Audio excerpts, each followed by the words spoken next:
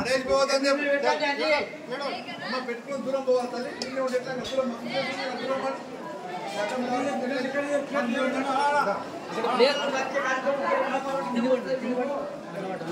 కనిపెట్టండి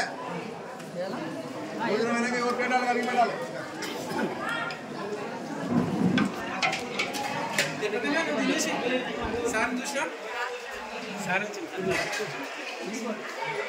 నమస్తే ఎందరో మహానుభావులు యూట్యూబ్ ఛానల్ స్వాగతం సుస్వాగతం.